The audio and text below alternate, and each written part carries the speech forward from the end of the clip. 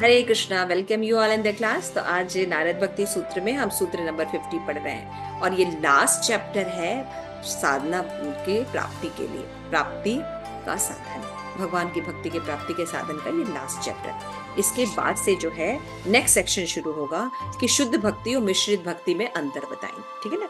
तो ये हम लास्ट से करते हैं। नमो विष्णुपादाय कृष्ण पृष्ठाय भूतले श्रीमते भक्ति वेदांत स्वामी नामने नमस्ते सारस्वती देवे गौरवाणी प्रचारिणे निर्विशेषणवादी पाश्चात्य शितारे। हरे कृष्ण प्रेम से कहो जय श्री कृष्ण चैतन्य प्रभु नित्यानंद श्री अद्वैत गदाधर शिवासी गौर भक्त वृंदा। हरे कृष्ण कृष्ण कृष्ण हरे हरे राम राम राम राम हरे हरे। तो नारद मुनि करें सतरति सतरति लोकान तारयंती। ऐसे व्यक्ति अवश्य ही तरता है तथा श्रेष्ठ समस्त लोगों को भी तार देता है। कैसा व्यक्ति?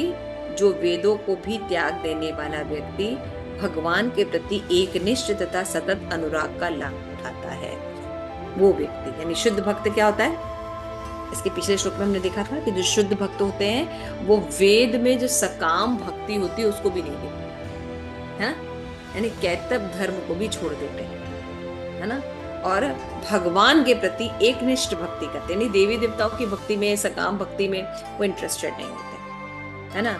और वो भगवान से सतत अनुराग रखते हैं। तो ऐसे भक्त क्या होते हैं? जो एकनिष्ठ होते हैं, है ना, व्यवसात्मिका बुद्धि जिनकी होती है।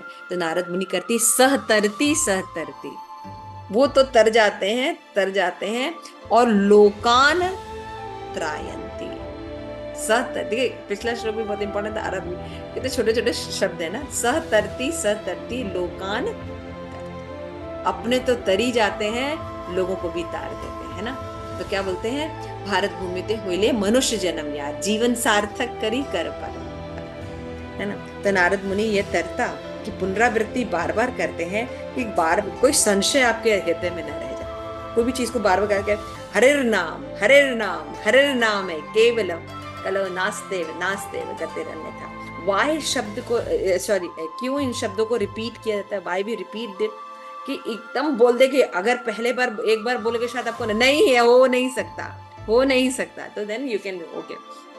मतलब ये निश्चित खुद भी अपने आप को तार लेते हैं, एक निष्ठ भक्त भगवान के, और दूसरों को भी तार देते हैं। तो नारद वो तरता है, पुनरावृत्ति करते कि क्या वास्तव में माया से तरा है।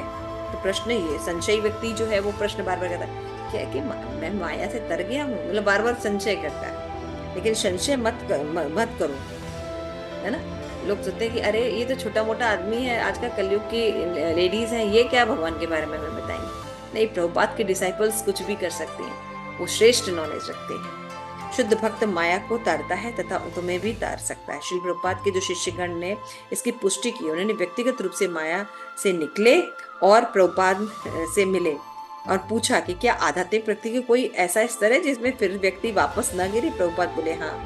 उत्तर में उन्होंने आश्वस्त किया कि किसी पुस्तक में पूर्ण उत्तर मेरे लिए पर्याप्त न होता यदि महात्मा गण आत्म प्रशंसक नहीं होते।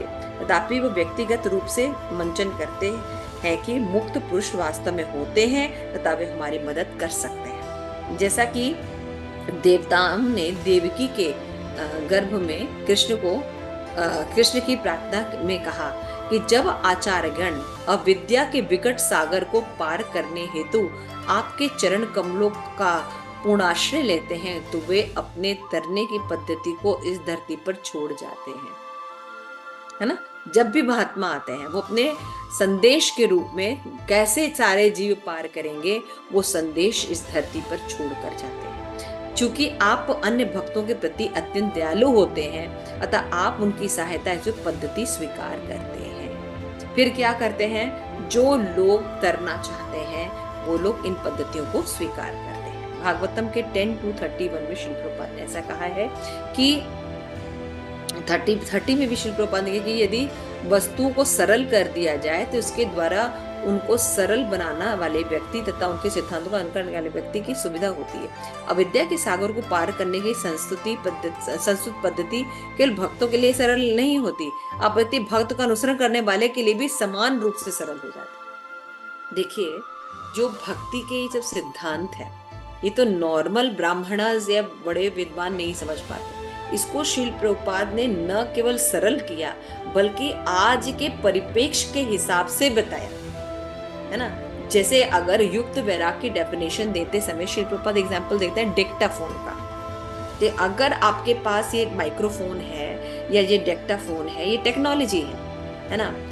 अगर ऑथेंटिक रूप से देखें तो सन्यासियों को इन सब चीजों की मनाही है, लेकिन हम इन चीजों को भगवान की सेवा में यूज कर सकते हैं। तो कौन व्यक्ति यूज कर सकता है? जो प्रभावित नहीं होता, वो इनको यूज कर सकता है और दूसरों को भी बता सकता है कि इस माध्यम से हम ऐसे भक्ति कर सकते हैं। तो ऐसे एग्जाम्पल के थ्रू इतने बड़े बड़े सिद्धांतों को वो समझा देते थे, युक्त वैराग्य, है ना। तो शुद्ध भक्त कई प्रकार से दूसरों की सहायता करते, कभी कभी उपदेश देते हैं, कभी उनके समय पर समय भक्त और भक्त दोनों मिलते हैं। जब लोग अधिक गंभीर निर्देश हेतु आगे जाते हैं तो शुद्ध भक्त गुरु की भूमिका निभाते हैं। परम पुरुषोत्तम भगवान की सेवा करने हेतु शिष्यों को प्रशिक्षण दे जाते हैं। कभी कभी शुद्ध भक्त सेवक लेखक बन जाते हैं, प्रभुपाद लिखते हैं, पुस्तक लिखते हैं। आचार्य का कर्तव्य है कि भावी प्रत्याशी सेवा की विधि ग्रहण करने में मदद मिले, भावी लोगों को, है ना, उनके कार्यों से मदद मिले, क्योंकि वो आचार्य हैं। तो भगवत कृपा से भगवत धाम लौटने की योग्यता प्राप्त हो उन लोगों को। तो वो क्या करते हैं, लिखते हैं, बुक्स लिखते हैं, इंस्ट्रक्शन देके जाते हैं, और भी कई पद्धतियां देके जाते हैं, जिससे कि एक आम जनता अगर उनका पालन करे तो करके। आप देखते हैं जैसे तुलसीदास जी ने रामायण लिखी, तो कौन सी भाषा में लिखी? संस्कृत में नहीं, प्राकृतिक भाषा में लिखी, कि एक आम व्यक्ति भी देख सके। जैसे कि आप देखते हैं तुकाराम जी आए तो उन्होंने महाराष्ट्र में कैसे सिद्धांत बताया, अभंग लिखे, छोटे छोटे गीत लिखे, वही लोकल भाषा में। तो उसको गाते गाते लोग भक्त बन जाते हैं। इसीलिए आप भारत में देखिए हर चीज पर गीत है। अभी भी आप गांव में जाइए, ऐसी चीजें देखिए, शादी कीजिए, ब्याह कीजिए, मुंडन कीजिए, जाइए, घूमिए, बैठिए, खाइए, उठिए, बैठिए, छोटे छोटे अभंग हैं। और उनमें समय राम कृष्ण है, राम है ना, और छोटे छोटे भगवान की लीलाओं को बताया और दर्शाया गया। तो इस तरीके से हम देखते हैं कि बड़े बड़े सिद्धांतों को छोटे छोटे रूपों में बताया गया है। कभी कभी मुक्तात्मा पुरुष ऐसे शिष्य बनाते हैं जो गुरु के उदाहरण का अनुगमन करते हुए बाहर जाकर प्रचार करें। महात्मा गण कभी कभी आंदोलन की स्थापना करते हैं, संस्थाएं बनाते हैं जिससे भक्तगण उसमें रहकर भक्ति का अभ्यास करें। कभी कोई मंदिर निर्माण करते हैं जहाँ भगवान का विग्रह का दर्शन होता है, प्रसाद मिलता है, सुविधा मिलती है, उदाहरण द्वारा शिक्षा दी जाती है। तो इस तरह से महात्मा गण जो है बद्धियों की मदद करते हैं, जिससे कि कृष्ण प्रेम उनको ठीक से प्राप्त हो और वो अपना जीवन सुखी बनाए। जहाँ पे भक्ति विनोद ठाकुर क्या कहते हैं, वह कुतर्की जो कहे कि वैष्णव जन मरते हैं क्योंकि वे तो ध्वनि तरंगों में जीवित रहते हैं, वैष्णव जन जीने के लिए मरते हैं एवं भगवान नाम के प्रचारार्थ ही जीते हैं।